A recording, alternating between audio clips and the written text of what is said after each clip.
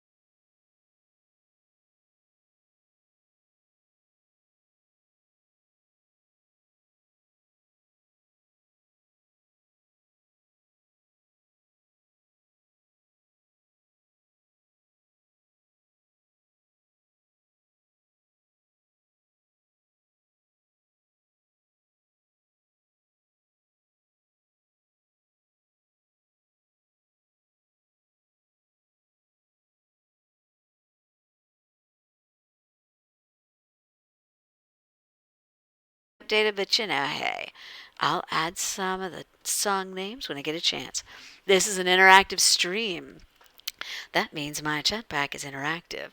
So as we go through Vampire the Masquerade Coteries of New York, there's going to be times where we have to make decisions. And I will say, chat pack, do you want a 1? Do you want a 2? Do you want a 3 or do you want a 4? Most of the time there's only 1, 2, or 3. But don't wait. Don't think on your answer. Jump on it and give me your answer quick. Because I've got a delay, of course. There's always a lag in the stream and I don't want to wait too long. I'm impatient. So make sure that you tell me 1, 2, or 3 chat pack so that we can have fun in this game and get through quite a bit. So, given that, the reason you're staring at a blank screen right here is because I created... What is that? What do we got up there? Yeehaw! There's the YouTube channel. And successfully added the YouTube channel. Sweet. Thank you.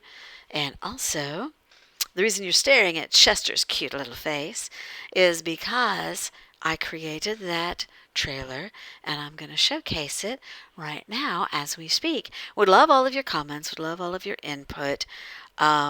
Basically, I got permission from the producers of the game itself and asked could I chop up some of their trailers, put them together in my own, and slam some music onto it. And they said, sure, go ahead. So I did. And it's here. And I hope that you enjoy it. We'll watch this. Then we're going to crash straight into that game. So if you're ready, I'm going to stop talking so you can be a watching. Ready? Here we go.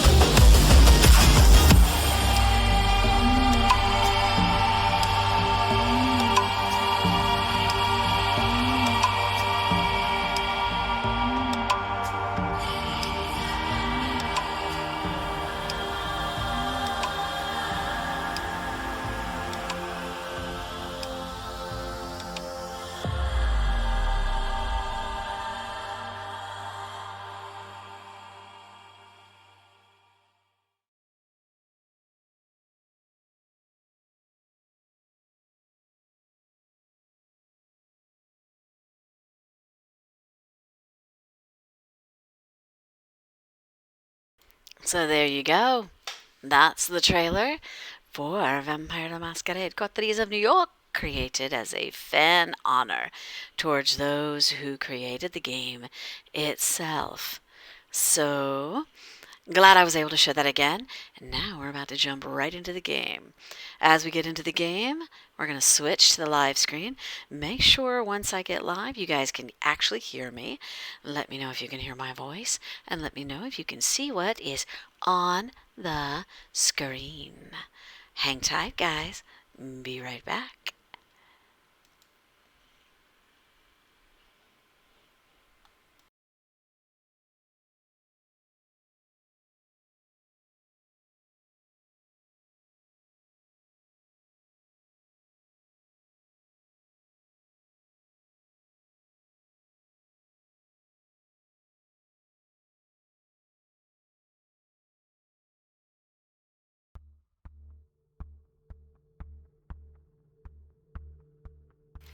So, how's the sound for the music, and how's the sound for the mic in relation to each other, of course.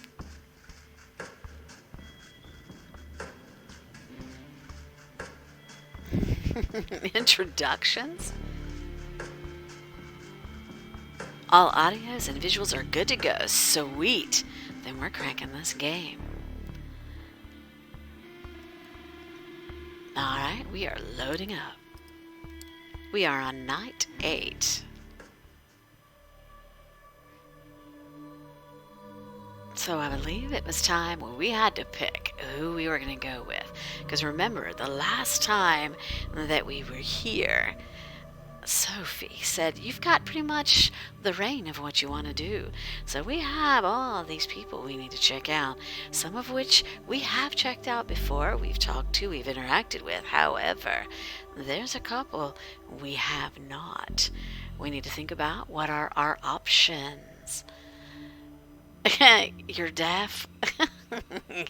Okay, let me know if the audio cracks. I'll make sure I keep the mic out of my mouth. I know that makes it clip. Hunt down the nosy reporter. Sweet. Before we go over that, let's go over who we've got. We have the gangrel. Upon returning to your haven, you find a small scrap of paper lying on your windowsill. Need a favor? If you're still up for it, come meet me in Prospect Tam. Then we've got the Malkavian. It's been a while since you heard from D'Angelo. Maybe he's busy sticking his nose where it doesn't belong. Or maybe he's pissed off the wrong people and is now rotting in a ditch somewhere.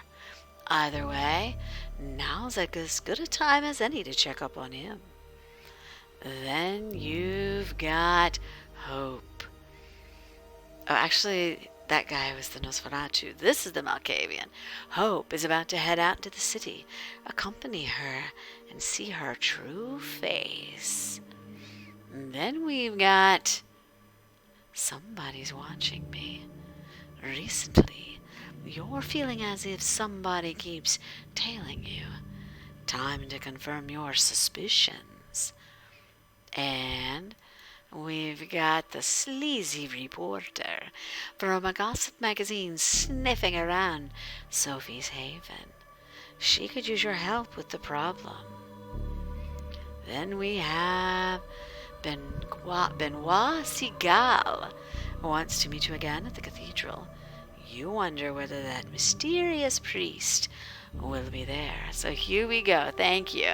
D'Angelo is the Nosferatu. So tell me, people, which one of these shall we visit first?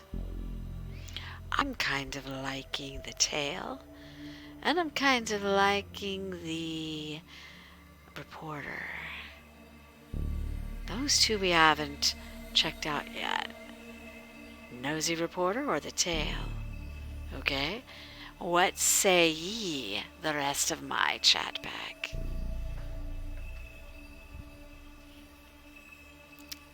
Kill the nosy reporter. Hey, I'm just looking for food. Hostile takeover, starting with the reporter. Looks like the nosy reporter's got a 3. What else we got? Anybody? Always make sure you vote fast. Early bird catches the worm. We're going with nosy reporter. Let's see what he's up to. Sleazy reporter from a gossip magazine, sniffing around Sophie's haven. She could use your help with a problem. Let's find out. How can we be of service? The street lights filter into the apartment in a stark white glow, as if someone were shooting a movie outside. The art pieces display a tasteful, expensive, entirely fitting the image you have of Sophie. It feels as if 1,000 sins have been committed on these premises, most of them under her benevolent hospitality. Sophie comes to greet you as you enter the living room, shaking her head. You understand that people judge me based on how you dress, don't you? Sophie looks at your clothes, as if resigned to your sartorial limitations. 1, 2, or 3, chat pack, here you go. It's time for you to ante up.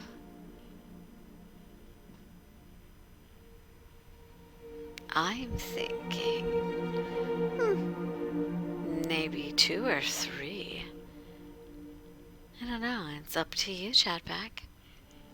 Thoughts? 2. 2 seems rather neutral. I could go with 2. What else? What say ye, the rest of the chat pack? 2.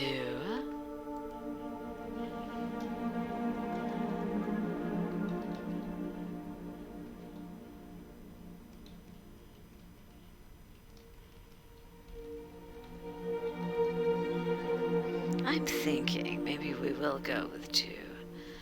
Let's see what that does. I've tried to dress inconspicuously because of the masquerade. That's very sensible of you.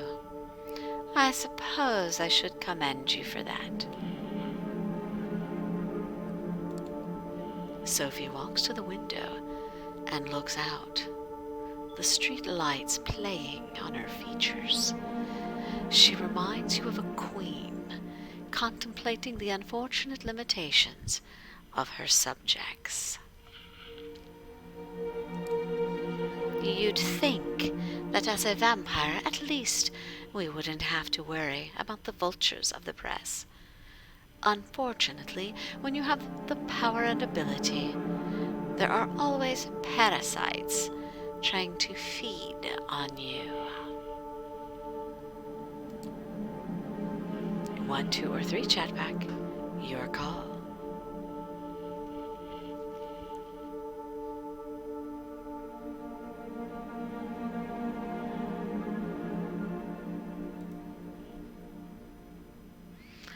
I'm thinking 1. 1 feels nice and neutral. What do you think?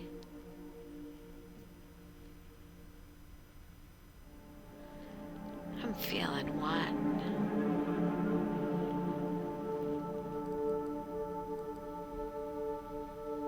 Let's try 1. Is there a reporter after you? Yes, a terribly persistent creature. Sophie steps away from the window and settles down on a sofa. A wine glass with red liquid in it, blood, treated as not to spoil. You've become good at noticing the scent, even from a distance. She doesn't offer you any as you cautiously sit down across from her. This awful man has been stalking my apartment with a camera. He's gone through my trash, talked to the neighbors. Please be a dear and explain to him that there's nothing for him here.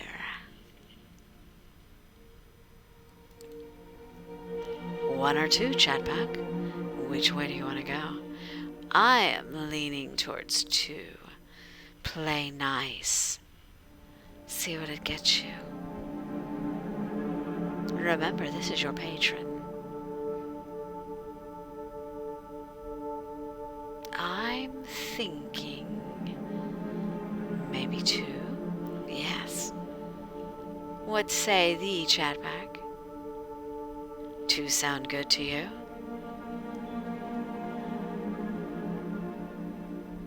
I'm feeling 2. Yep. Is this about the masquerade? That's a big deal for us, right? Indeed. You're learning. 1, 2, or 3? I'm leaning towards... Isn't this unavoidable? Dangerous is irrelevant. Their fang. This must happen often? Not necessarily. But is it unavoidable? Maybe. B, yes. So I'm thinking unavoidable.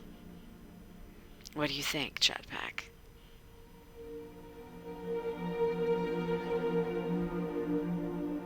I'm thinking 2. 3, 2.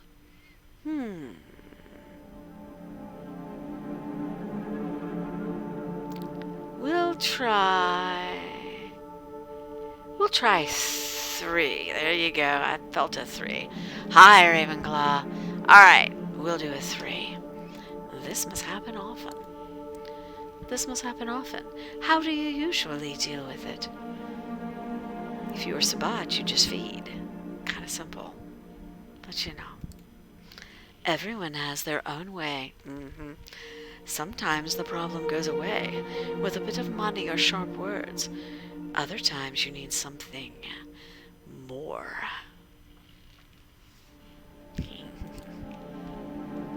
1, 2, or 3? I'm feeling 3. I'm calling rank on this one, guys. I want to know what she knows about the reporter. We're going to go with 3. Do you know anything about the reporter? Man, woman, young, old, anything like that? All gossip reporters look the same to me.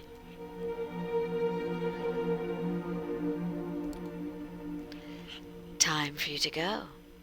I have business to attend to. You leave the apartment as Sophie disappears into another room. You don't have a clear idea of the game she plays with the city's mortal and immortal power structures, but she always seems to be making a move. Outside on the street, there's a slight warm drizzle, the kind that gets under your clothes and makes you want to take a shower when you get back to your own haven. No reporters immediately jump out to you. What do you think, Chatpack? 1 or 2?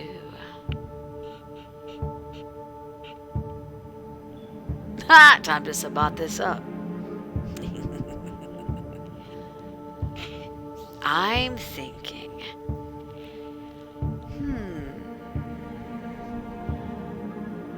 Almost say, be smart, stay put, and keep an eye out.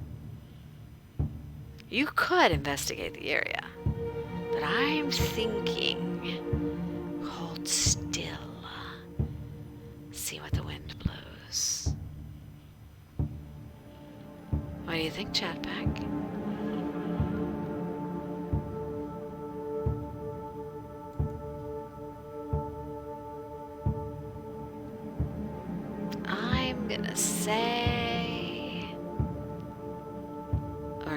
with 2. Let's go with 2. For a while, it feels like nothing is happening in the New York night. People are walking past you on their way to whatever nightlife diversions help them to forget their sordid lives. As you contemplate going back inside and telling Sophie you're not looking for a new career as a lookout, you suddenly notice the lens of a camera pointed at you across the street. "Hey," you yell, and run across the street. It's a man you're sure you've seen somewhere before.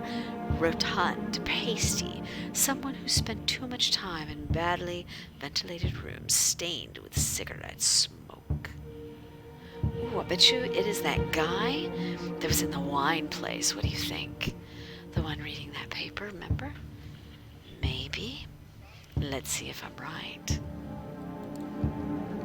You enter an alley, a dark, dingy space between 2 tall buildings. Once upon a time, a place like this might have worried you, made you think of muggings and violence. Now, it's clear that the most dangerous thing here is you. The man you are following seems to realize this too. He holds his camera in front of him like a shield, its heavy objective resting on his pouch. With a start, you recognize him.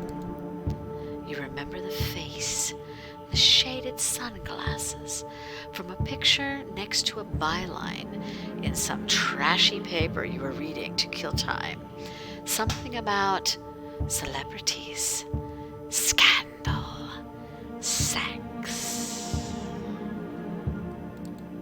His name is Frank Dougherty. You saw him on the street one time, with a camera outside a nightclub, probably waiting for someone important to come out so he could take their picture. Ravenclaw. Hey, don't go out scaring people like that.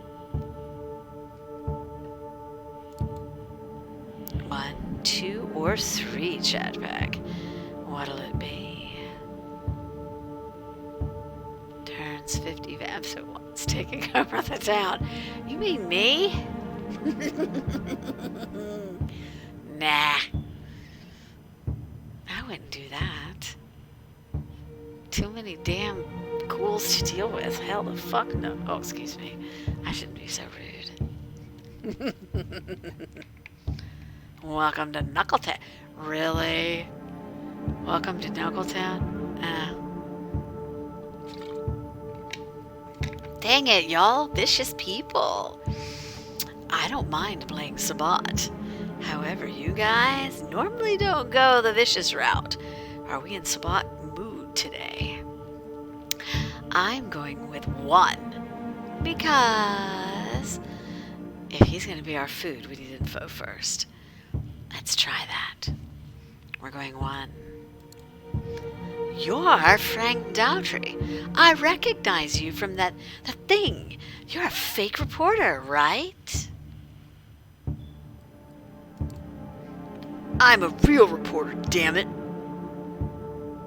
Sabat.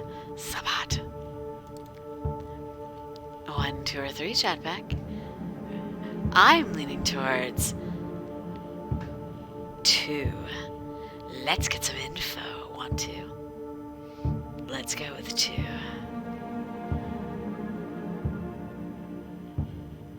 Sabat. 2. Yeah, that's what I'm feeling.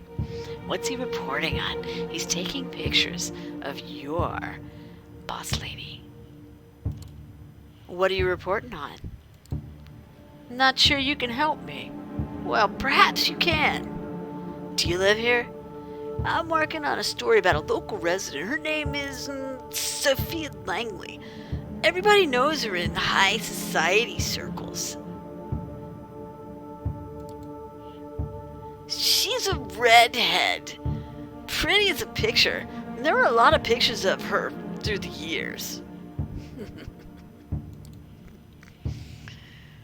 That's the thing. In fact, look at this. Frank pulls out his phone and starts showing you the pictures. Some have been downloaded from news sites, while others are photos from the society pages of newspapers from past decades. All shows Sophie. She has different clothes, hairstyles, makeup, names, but the face remains the same. 1, 2, or 3, chat pack. Your call.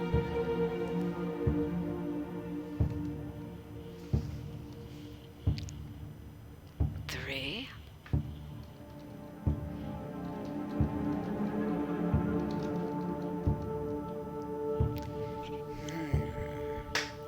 We could go with 3. What are we feeling, chat pack? 3, 3, 3. Okay, we're going with 3. So you're a stalker. So you're a stalker of some sort? Come on, I'm just doing my job. 1, 2, or 3. You can't just eat everyone, Vin. Damn. Trust me, if you could, you know. Vampire the Masquerade Bloodlines. I think I did. I think I ate everything. You must have a theory about what's happening. Alright, we want to go 3? I'm not going 33. We can go 3. Only one of the 3s. Holy Batman. 3. You must have a theory about what's happening. You must have a theory about what's happening. I have a theory too. Before I print my theory, I need facts to back it up. 3 words. Extreme plastic surgery. All the celebrities do it. Only her doctor is better than the rest. You look critically at the photos on Frank's phone. 1, 2, or 3, chat pack. I'm leaning towards number 3. Why is he in an alley? He's about to do something bad. And we're about to do something bad. What are we thinking? 3? I'm feeling 3. What do you say? Sweet. 3. We'll say 3. You're thinking the world's best plastic surgeon is working out of this alley? Okay, fine. I don't know what this is about. So how would you explain it? I'd say 3. I'd go with 3 again. That it's a hoax. What do you think? Play dumb. Don't drop the name this time. Just say it's a hoax. See what he does. What do you think, chatback? We going with 3 again? That's what I'm feeling is 3.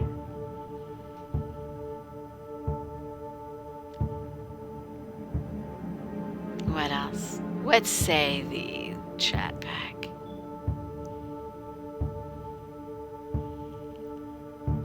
I'm thinking 3. We're going with 3. It's a hoax. Have you considered the possibility that those pictures are a hoax? Sure, anything can be a hoax. But I dug up those old papers from the archives myself. I got to have something usable. There we go. 1, 2, or 3.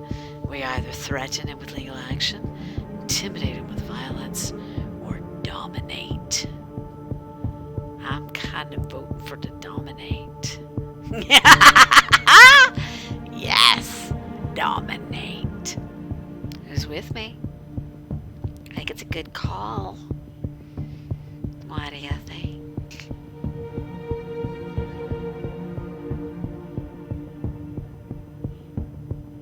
Where's the rest of my chat pack? What are you feeling? Dominate, dominate. Yeah, that's kind of where I'm going to. Let's try. See if we're successful. You look Frank in the eyes. They are red behind his shaded glasses. Veins popped from years of neglecting his body. Suddenly, he seems soft, easy to manipulate. His will, nothing but plaster crumbling under your boot. Go home and destroy your research on Sophie Langley. As your vampiric gaze takes over Frank's mind, he feels less than a person and more like an automation, a machine you can program. Perhaps this is why older vampires are said to think of humans as nothing but animals. How can you consider someone a thinking person with free will when you can override them at any moment? Frank is mumbling, fondling his camera, inching around you to the entrance of the alley. He looks sad and worn as he goes. A man who used to be something, now just a shell. It feels almost embarrassing to use the powers of your blood on someone so weak. At least you're pretty sure he'll stay away. Well, we got rid of the reporter. Now, chat pack. Which way do we want to go? We have this tale.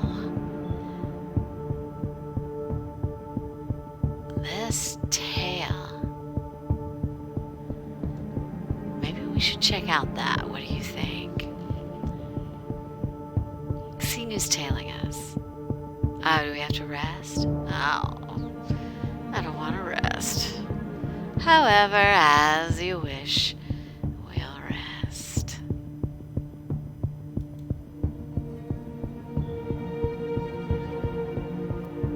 Kadir Al-Azmai, the sheriff of New York City, is knocking at the door to your haven. The sight comes as more than a little shock. If he had business with you, you'd either expect to see him already inside or never see him coming at all. Yet there he is, on the other side of the people, patiently and politely waiting for you to let him in. You carefully unlock the door and face him in silence. Evening. May I come in? You simply stare at him. Your lack of an answer doesn't faze him, and your lack of resistance as he starts walking inside has obviously been interpreted as a permission. Once inside, he starts looking around as you cautiously stay by the door. Haven't really had time to make this place your own yet, have you? It feels like Langley's apartment through and through. A secluded study where nobody studies anything. Look at the books on this shelf. Obviously meant to impress the guest, not to be read. They reveal nothing about their owner, aside from an aching desire to be taken seriously as an intellectual. He picks one of them up and smirks before putting it away. The phenomenology of spirit, next to all of this garbage poetry. We can make a bet. If she's read more than 20 pages, I owe you $50 and a gallon of blood.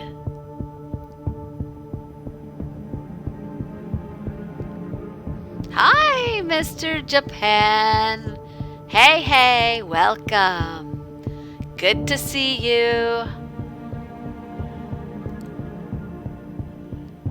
A kind of place self-professed hermits entomb themselves in to suffer. Considering how much you have to run around these nights, you probably only use it to shelter from the sun and rest. Right? Doing well indeed, Dana. Doing well indeed. Good to see you. Hope you guys are doing well. Even though he's obviously making an effort to come off as non-threatening, it's impossible to forget the first impression he's made. You still see him as a fierce predator, trying hard not to expose his true colors. You sense a familiar fight or flight response as you struggle to find a diplomatic answer to his last question. If Kadir is bothered by your silence, he doesn't let it show. He keeps walking around, toying with whatever catches his eye. Eventually, he speaks up again. Watched any baseball lately? If I had to guess, you strike me as a Red Sox fan.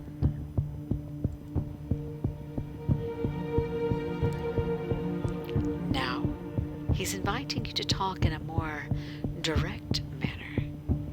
You attempt to overcome your physical reaction to him and reply as casually as you can.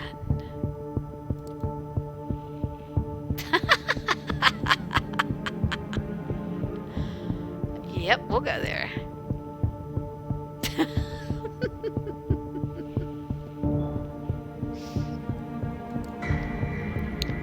Your mind keeps going back to that night when everything has changed forever. Waking up in hell with a body next to yours, spending a night in that underground sweatbox, unsure what's going to happen next. That endless car ride. 3 strikes. A bloodthirsty crowd. That blade. A rebirth. A baptism by fire. A frightening executioner who made sure the flames scarred your spirit.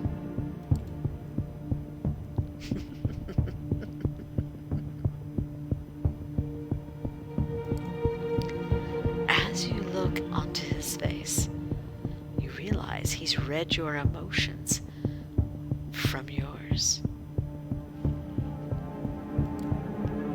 Not in the mood to exchange pleasantries.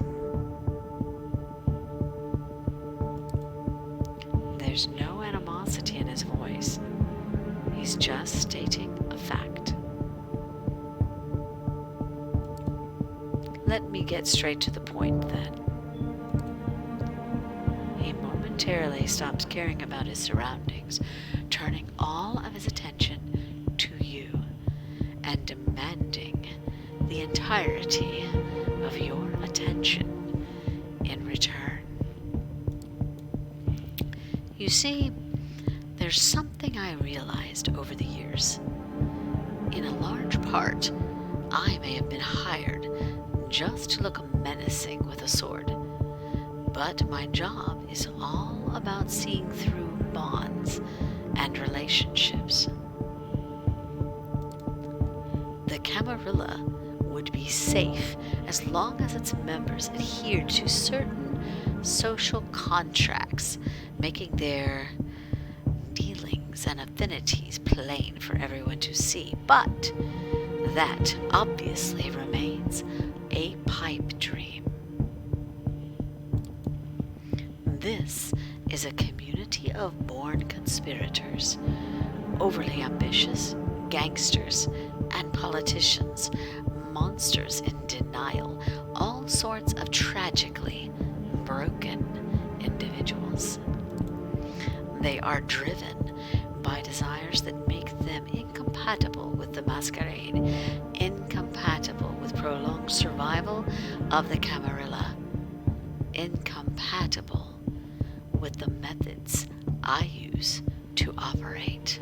Ooh, is he Sabat? Please let him be Sabat.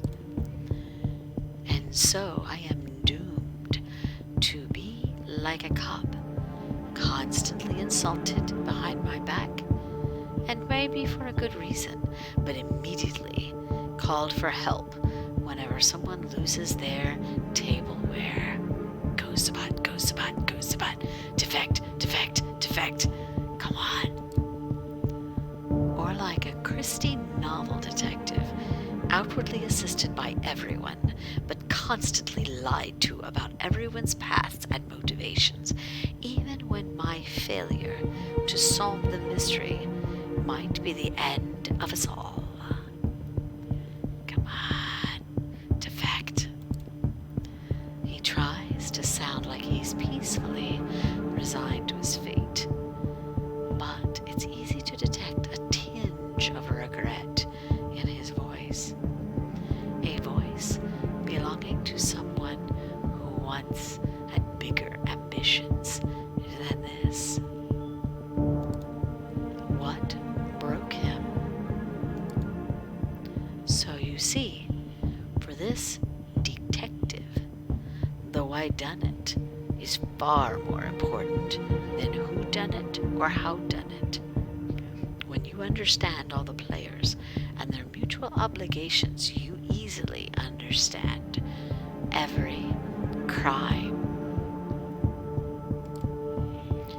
But of course, the kindred know it.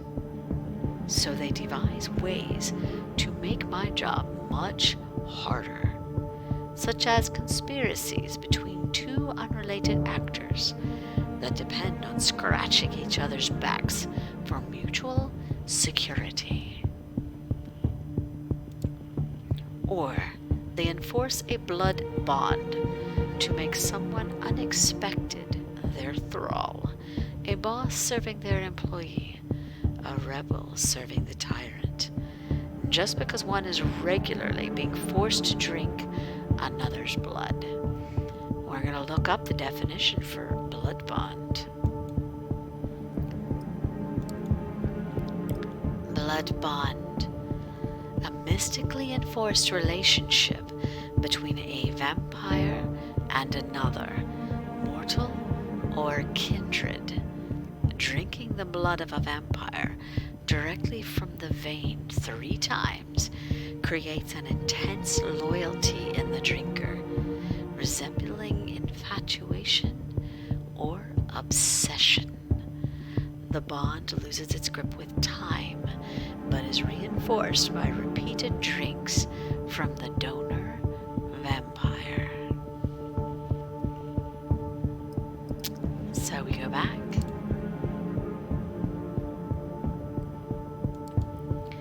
What has Sophie seen in you? Why does the prince keep asking me about your actions? How come you're being pushed to build your own coterie so fast?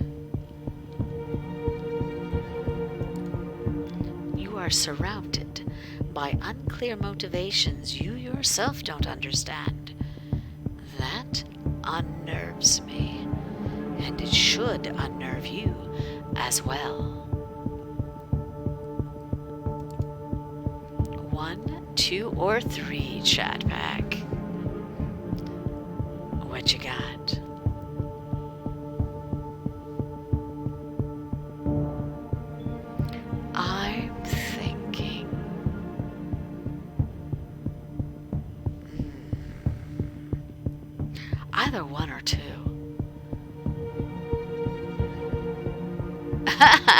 Thrice bind the new reporter to you. Everyone needs a good rat. No! You don't make a bond unless you seriously mean that shit. Trust me. What are your motivations? We're going with 2? Let's go with 2. Oh, and what are your motivations? Finally, you manage to raise your voice. Kadir notices the effort and smiles softly. So, you haven't gone mute since the last time I saw you.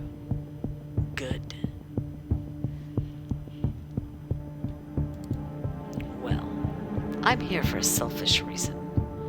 I need to develop a rapport with you to fulfill my obligations better. The last time we've met, I couldn't see you as my equal. Now that you're accepted into Camarilla, what choice do I have?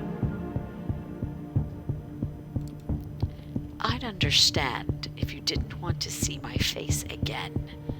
But I'm one of the faces of the New York City community, and as long as you're part of it, it's going to be impossible to avoid me. Especially when I have business with you, and I do. As you might have guessed by now, one of my tasks is uncovering and understanding your bonds, and one of them might endanger our community. Well, that's not menacing at all. Who is he talking about? 1, 2, or 3 chat pack.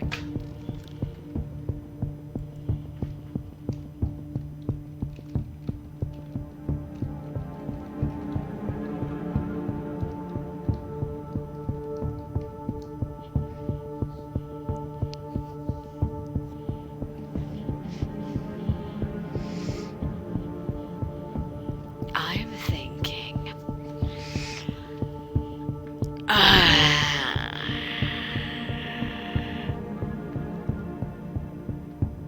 I don't know. We could say Sophie. Why not? What do you think? I'm thinking 1 or 2.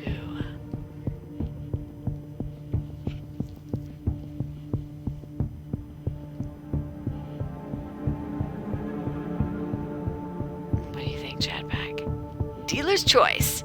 I'm going 1. Let's see what he says. Is this about Sophie? Oops. Well, we already did it. Kadir shakes his head. Whew. We safe. Sophie's fine. She's plotting something big, I know it. And she knows I know it. But she's treading carefully, as she should. No, it's not a major player. He produces a file from underneath his coat and passes it to you. This is our troublemaker. You open the file and see some printed photos. You freeze up as you recognize the face and are overwhelmed by a flood of repressed memories.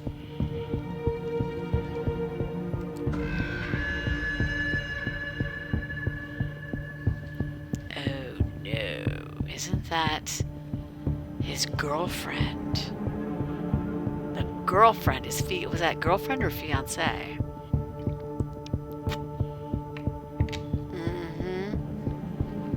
Ex-girlfriend. Jessica Lowell. Well, that's creepy. Didn't see that coming. The woman who made the last few years of your life heaven, and the last few weeks a living hell. since she took pretty much everyone you knew with her after the split. You thought the transition to this new life would be painless, no baggage at all. Have you thought wrong?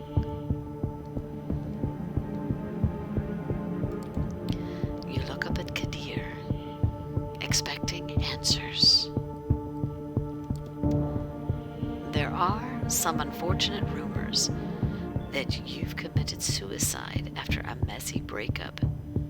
So apparently Miss Jessica here is desperately mobilizing everyone she knows to look for you. Oh, this ain't gonna be good. This is not gonna be good. Turns out, she's contacted a lot of people who might recognize you, including in law enforcement agencies. The risk of endangering us is relatively low, but far from non-existent. Oh. Which means she must be stopped. Must be stopped. Sounds threatening. You dread thinking what he's planning. I'll arrange for you two to meet tomorrow so that you can straighten the situation out and say goodbye to the life you've forsaken.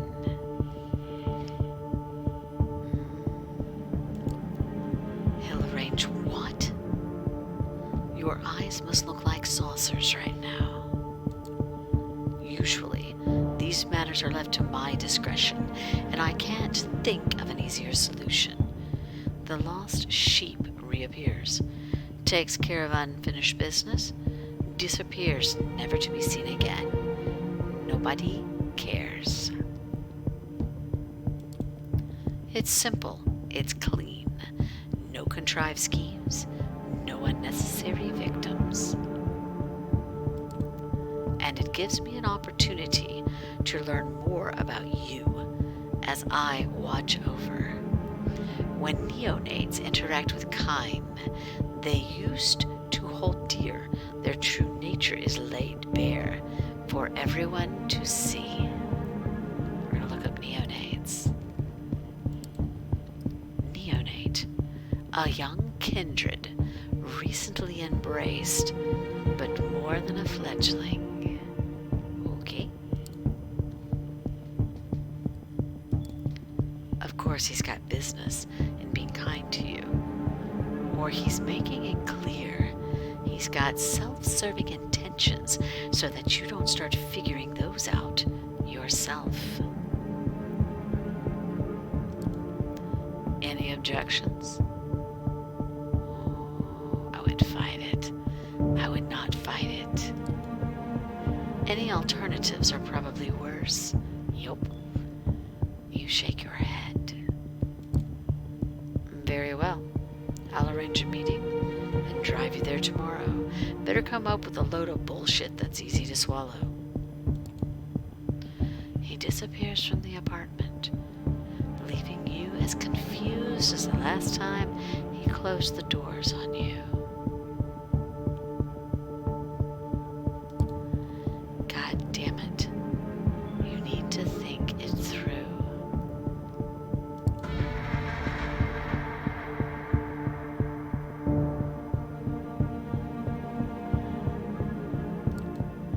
For a long time, you just sit in your haven, lost in your thoughts, remembering how you once thought your world had ended with her leaving. Whining, sure, but it seems like it was present whining. Well, guess we gotta pick something. What do we got here? We have Juno, the notes. You find the mystery of Agathon's research tantalizing enough to pay him a visit. That's your Tremere. Hey, Ritalin, how are you? Woot, woot, woot. How's it going, Ritalin? Welcome. I will pick something. We have not talked about the tale, so let's talk about the tale. Hello there, Murder Tale. Just doing your thing. Will you just do your thing and listen to me do mine? We're going after the tail. Nothing better than to chase your own tail. Someone is following you around. Has been for nights, maybe longer. That can't be a good thing. The only question is what to do about it. I say feed. Provoke the stalker to appear, or tell Sophie you have a problem. No. I'm pulling rank. We're gonna provoke the stalker. You venture out to the street with the goal of letting your stalker know you're aware of being followed. It's time to stop this ridiculous charade. It's raining outside, and as you step onto the street in front of your haven, you wonder whether that'll help you.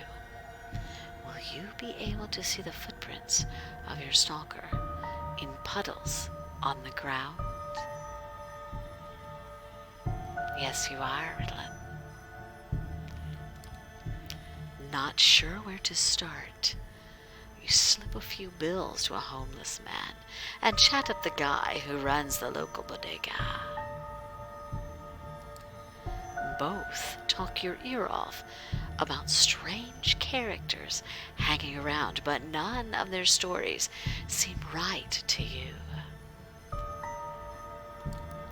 Walking the streets, you're by turns convinced that everyone you see is an enemy agent out to get you, and that your stalker has decided to take a night off.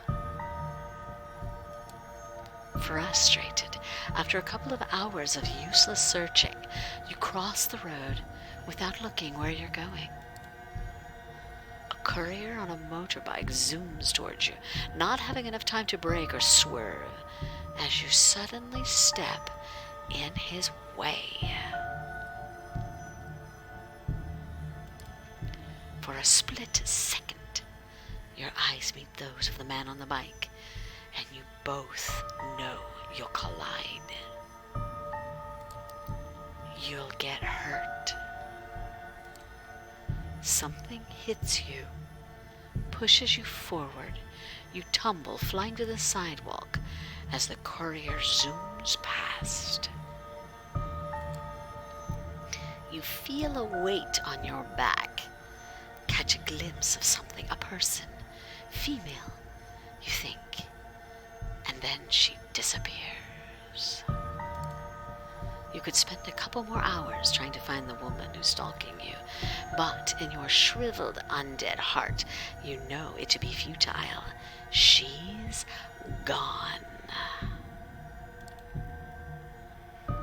So, now look at what we have left. We have a gangrel. Upon returning to your haven, you find a small scrap of paper lying on your window sill. Need a favor?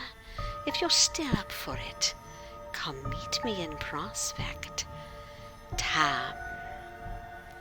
Then you have our Nosferatu. It's been a while since you heard from D'Angelo. Maybe he's busy, sticking his nose where it doesn't belong, or maybe he's pissed off the wrong people and is now rotting in a ditch somewhere.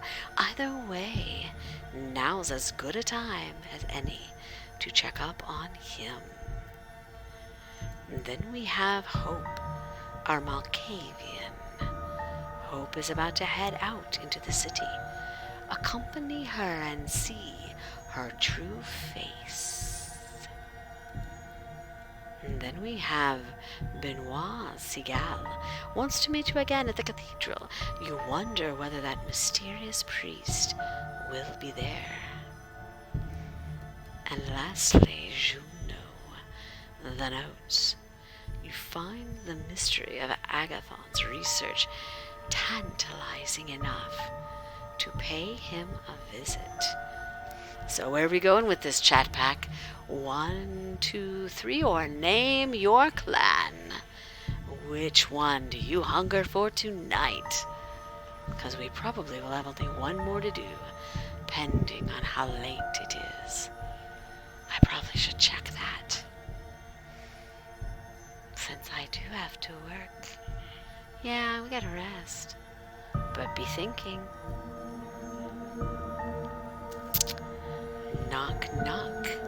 You'd ask who's there, but you don't know if the sheriff of New York City would play along. Oh no, we gotta do this. When you open the door, you see him toying with the car keys he's holding in his hands. Ready to go, fledgling? You don't feel you are, but you give him a nod, nevertheless. Excellent. Stick close. He leads you down to the vehicle he's parked nearby. Once again, he takes the wheel, literally and figuratively. He's an alpha. Everything inside just the way you remember it. Down to the rearview mirror, reflecting an intense stare of your guide. However, the trip itself feels notably different.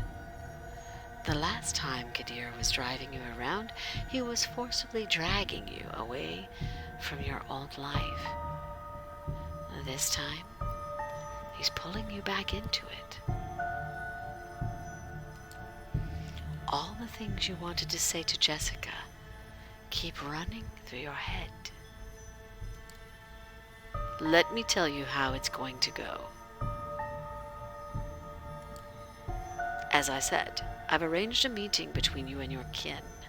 It's going to take place somewhere you should know very well.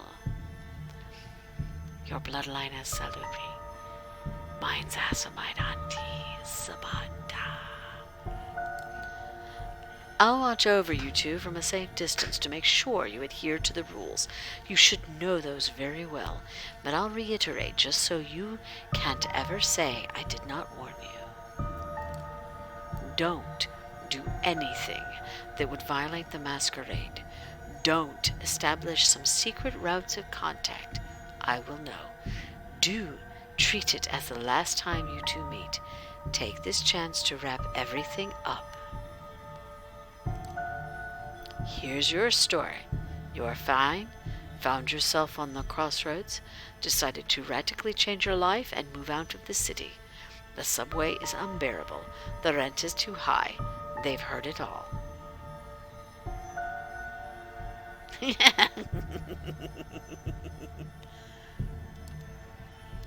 You are ready to leave New York for good when you've heard those absurd rumors about you taking your own life, so you've decided to set the record straight. He gives you a knowing look. And close the curtains on your relationship once and for all on your terms. The car makes a sudden turn. I leave the finer details to you. Just be so kind and don't make me regret it. You can sense he's going out of his way for you, but doesn't try to force you into gratitude by stating it plainly. If you know, you know. He'll see if you are worthy of his aid. We're here. You take a look around to recognize your destination. He was right. It is a familiar place. It's that club, the one you met your future sire in when trying to forget about Jess. This is where they've last seen poor Katrina. Who knows what might have happened to him? One Jessica Lowell is trying to find out. She's got a tip from an anonymous source saying that you might appear here tonight. Wouldn't want to disappoint the lady, would you? She's apparently quite distraught. He turns off the engine and relaxes comfortably in his seat. You silently leave the car and head straight for the club. The last time you were headed this way, you still had a pulse. Feels almost nostalgic. There's a party getting started and some rookie DJ is trying to read the crowd. You begin to look for Jess. You wonder what should be the first thing you'll say to her. Should we keep reading or should we stop? What do you think, Chatback? Your call.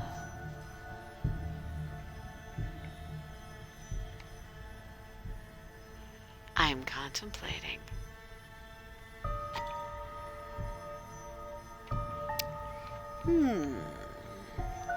You can go either way. You know I'm probably going to play Dead by Daylight after this. I'm just trying to decide if I should end it where you're thinking about it.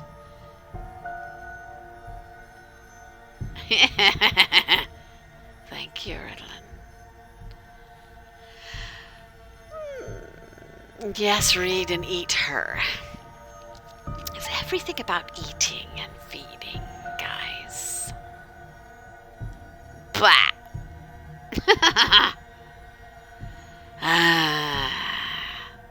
Fine. I'll go a little bit further.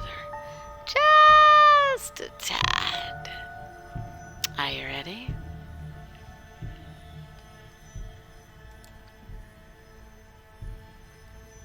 One, two, or three, Chatback.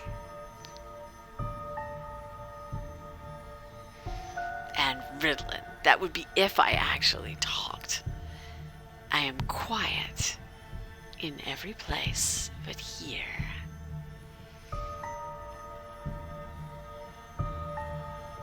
Or unless I'm playing Dead by Daylight. Unless I'm playing Dead by Daylight.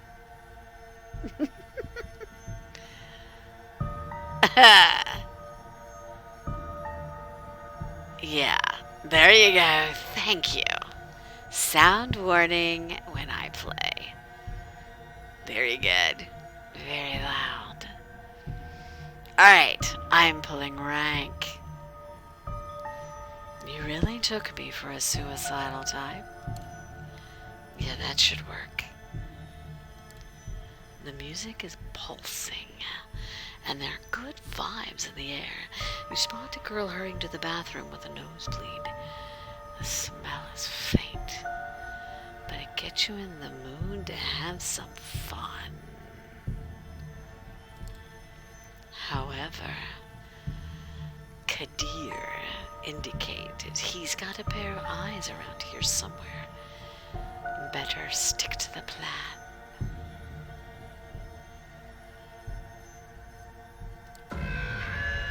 A stupid idea pops up in your head. If you met her and she said,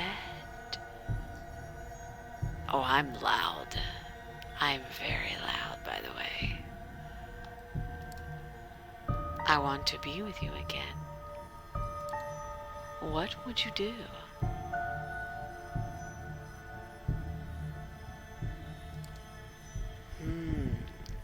One, two, or three. Think carefully. You have a world to feed from. Feeding from one is not necessarily overfeeding for the other. Remember. One, two, or three. I'm bad. I kind of Lean towards one. Make her yours. Make her your child. Why not? She's with you forever then. But you have control. You think? I'll go with 3. Seems to be the consensus. I say make her a vampire, but that's me. What's done is done. Best not dwell on it. Yeah, well, I play Sabat, Croc. So, I don't give a crap. Yeah, Kadir can be negotiated with. Maybe.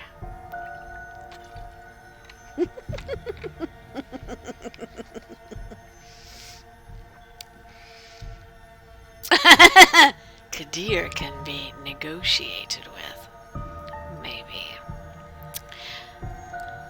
By now, it feels like you've explored all the places Jess could have been in.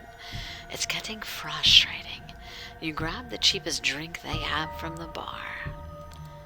A tall blonde girl in a stylish skirt smiles at you from behind heart-shaped glasses. You smile back. But this is no time for the heart to guide the hand. You walk past her, back to your duty. You mimic taking a sip of your drink. God, you could be having so much fun tonight. You could.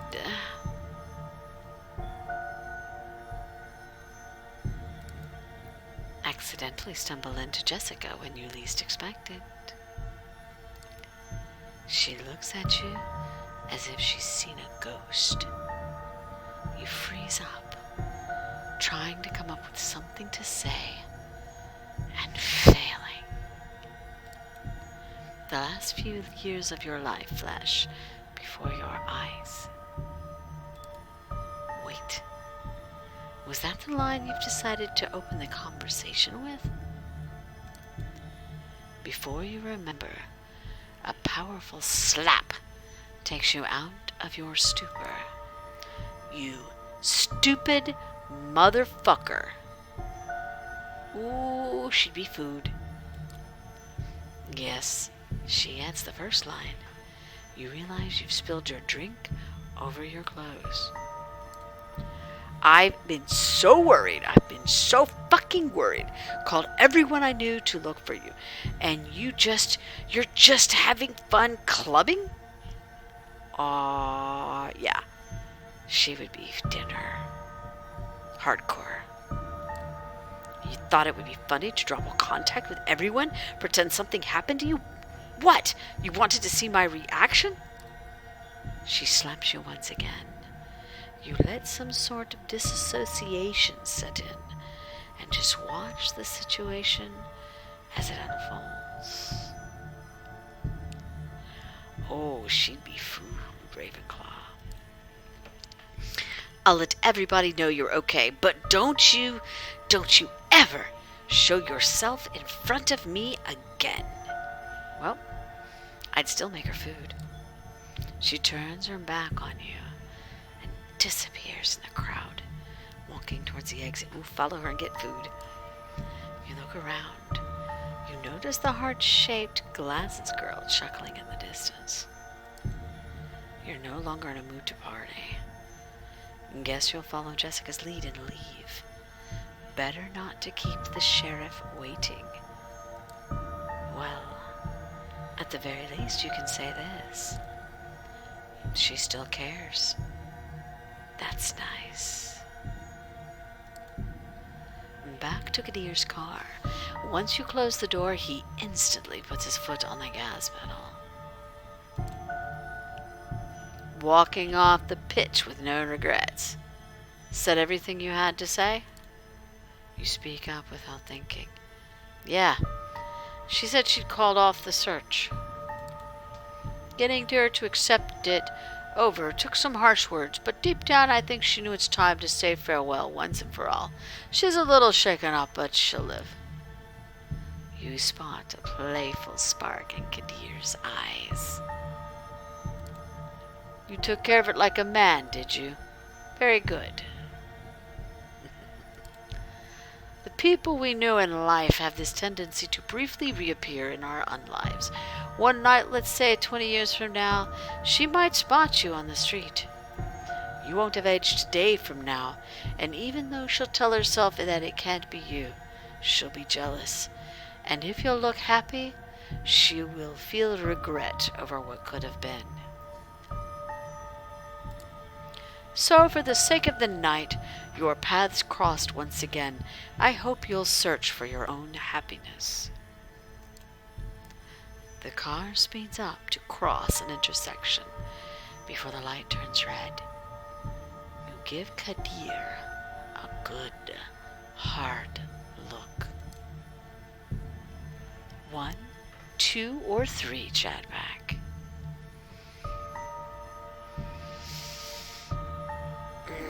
I'm hungry. I'm feeling Dead by Daylight calling. I'm thinking 2.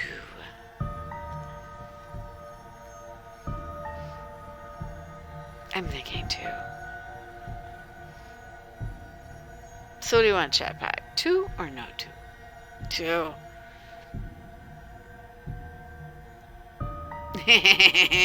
Two.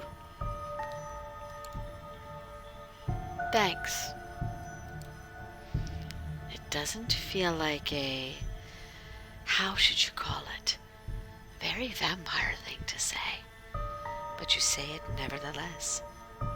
He's visibly taken aback, with his usually furrowed brow smoothing out for a moment.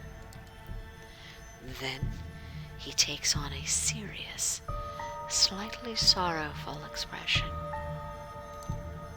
Don't suck up to me, kid. Mr. Bad Guy is still here, and without a doubt, he will go back to decapitating suckers like you anytime now. The car starts slowing down. We're here. You look out the window and see your haven. Take care. I'll see you around. Just pray I don't have to see you too often. You leave the car and start walking to your haven, thinking about Kadir. Can't say you're fond of him. What, with the welcome he gave you and all, but after tonight, you can't say you aren't either. You're gonna need some more time to understand him. That's for sure. So, Chadback, now we are gonna call it a night. So, before we end, just for jollies, we're gonna watch that trailer one last time, and then we're gonna raid someone. So, let's shut this down. Save and exit. Don't go nowhere. Stay. Consider that a domination requirement. We are going to watch that trailer one last time. Hello, Bizarre Carmine. Oh, hello there. Welcome. Yes, I am, Ritalin. What? You nos can't be dominated. Give me a minute to think on that. What did you miss? Aw, you missed me reading. But that's okay. What I do want to show you is a trailer. Want to see? I'll show you. I've got a trailer that I made for Vampire the Masquerade Coteries of New York, and it is in honor of them. So, I'm going to play this trailer, switching over, hang tight, and we'll start it over again in a sec. Anyway, so yeah, We're going to watch the trailer one more time, and then we're going to raid, if that is okay with all of you. Are you ready? Oh, thank you. Hey, new original. Woot woot. Thank you.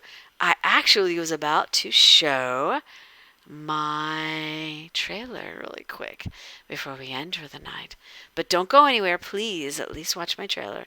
It'll make me happy. Consider it a domination request.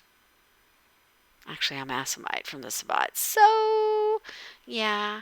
You ready? Okay. Watchy, watchy.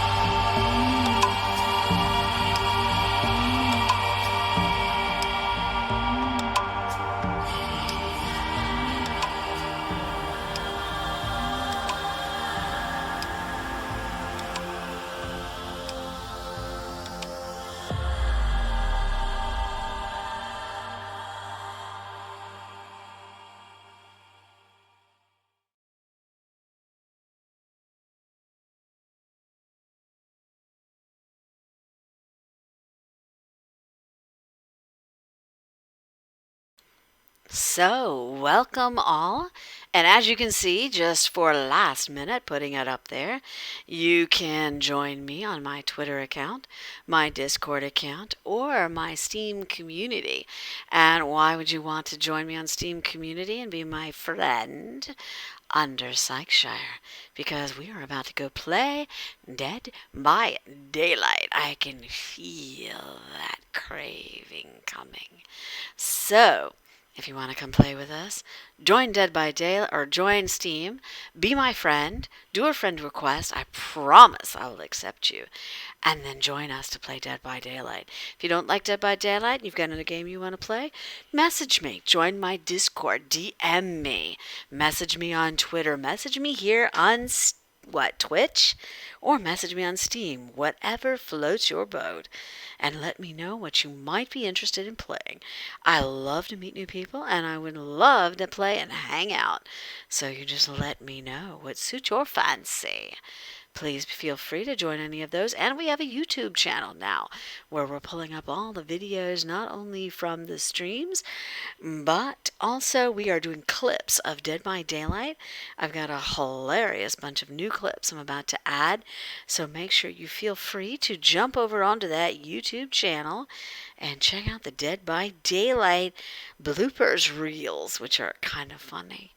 I've still got a bunch I have to edit. I just haven't done it yet. So, it has been a pleasure to meet you guys. What I'm doing right now is looking for who to raid. And what I do is I look for people who have lower numbers that we know, usually under 10. I see Mad Hatter has 6. And he's somebody that I know on. So, I am going to go raid Mad Hatter. Now remember, when I raid, you are loud, you are proud, you represent me. So you raid like you're an army. You ready, chat pack?